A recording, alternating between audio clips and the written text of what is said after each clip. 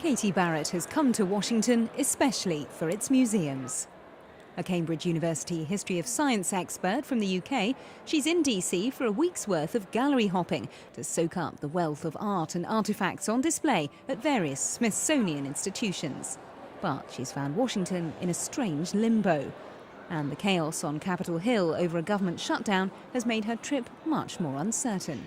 Places like the National Gallery of Art have absolutely incredible collections, which some of which you can't see anywhere else. You can't even see comparable examples anywhere else. And it seems a real shame that the government being unable to make a decision does have such a huge effect on something like the National Museums, which so many hundreds of thousands of people come to see every day.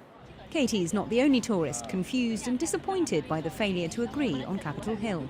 A little disappointed, disgruntled at the inability of our government to come to terms with different issues and compromise and work it out for the good of the American people. There's a lot of people that plan their vacation to come to the Smithsonian and all the other government buildings that are here.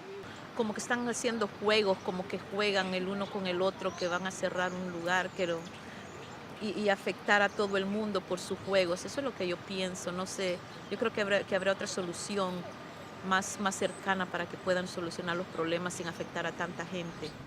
And it's not just Washington's visitor attractions affected. Just as these tourists aren't sure what will close and what will stay open, so global stock markets are also uncertain about the effects of a shutdown. A prolonged one could have a major impact on the US economy.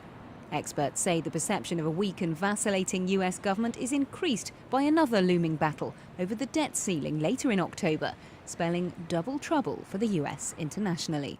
Well, the markets have already reacted, to what is going on in the US. Even before we have a disagreement or an agreement, the markets went down in Asia, in Europe, in Wall Street, and consequently, this is just an anticipation of what may come in two more weeks with the problem of the debt of the US government.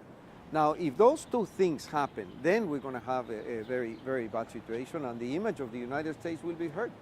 In the short term, a US government shutdown leaves museums empty and the National Mall deserted. But in the longer term, it presents a divided image of the US to the world, which it can ill afford. Lorna Shaddick, Channel News Asia, Washington.